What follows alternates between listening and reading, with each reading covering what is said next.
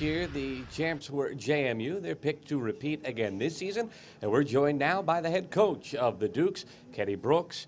And what a year it was for your team last season. 29 wins, your third CAA title since arriving at JMU, and of course, the NCAA tournament victory. What did that mean, being able to go to the big dance and get a victory to your program?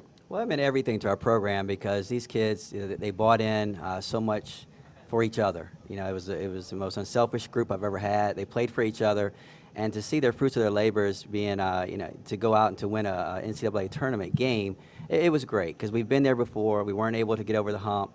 Last year, the hard work paid off. We got over the hump, got to the second round. Unfortunately, we ran into a buzzsaw at Texas A&M, but the experience is very valuable, and I think it's going to bode well for us this year. And in terms of the way you closed out last season, winning 20 of your last 22 games, that can carry over in terms of confidence. Have you seen that in your team? I have. Anytime you're going to lose leaders like Nikki Newman and a Kirby Burkholder, it's going to be devastating to a point. But I think you look at Precious Hall and Jasmine Gwathmey and Toya Jiggets, they're ready to step up in their own mind and to lead. And I think everything that happened last year, is going to be beneficial for us. And to win that many games in the fashion that we won them, they gained valuable experience, and I think it's paying off. And I've seen a difference in those kids already this year in practice where they're ready to step up and be leaders of our basketball team. You talk about the losses being felt on the intangible area, but how about also on the floor? I mean, you got Newman, two-time league defensive player of the year, and you have, of course, your star, Kirby Burkholder, the reigning CAA player of the year. How do you get that type of just performance back and cover for that? Well, a normal coach would be going crazy right now, but we're very confident in our kids. I look at Precious Hall. Precious Hall probably could have gone out and been one of the best players in our league last year. She was second team all conference.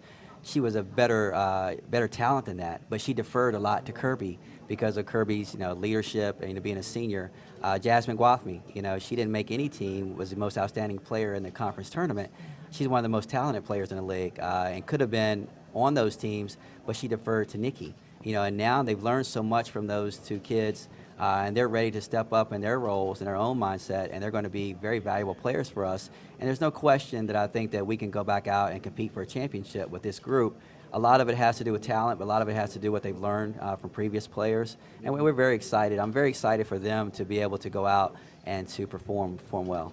Speaking of previous players, the newcomers that you have in the program, they didn't have that postseason run that the current players have had. So how do you get them on board, and how have you seen the leadership actually evolving in front of your eyes? Well, freshmen are freshmen, and right now they're trying to get adapted to the way that we play. To go out, have a championship caliber mindset, and to play. And we've got a great group to bring them along. I was in the gym the other night at 10 o'clock and shooting with my daughters, and in comes Toya Jiggets and Dee Dee Griffin, and they're walking in our freshman Carly Brew, and they're going to show her how we play post defense and things of that nature. So it warmed my heart. It really did. But they're going to come along. They're going to have to play some valuable minutes for us. But we have great leadership that's going to bring those kids along. It was a great year last year. You're looking to try to build upon that success and keep it going. You've been at JMU for a long time. What does it say about the job you and your staff have been able to do that you are in position to have success again, despite all the losses that we've talked about? We're very talented, but I think a lot of it has to start at the top, and I think my staff, I have one of the best staffs in the country, and it's really easy for us to go out and to give the extra effort because they're all alums, and it's not just jobs for them. They have passion for their program, passion for the university. We like to always say that we all bleed purple. And so we're going to give the extra effort and give the kids everything that we've got. And I think that really helps. It really helps because when our players know they have to come in, they have to perform at a high level because we expect that from them because we're all alums. So it's a great situation. I think it's going to be a wonderful year. We've got the talent. I know we're going to push them. We've got the non-conference schedule that's going to really push us. And I'm very excited for this season. Defending champs and picked to do it again, Kenny Brooks, good luck this season. Thank you guys very much. Head coach of the Dukes, Kenny Brooks, on the women's side.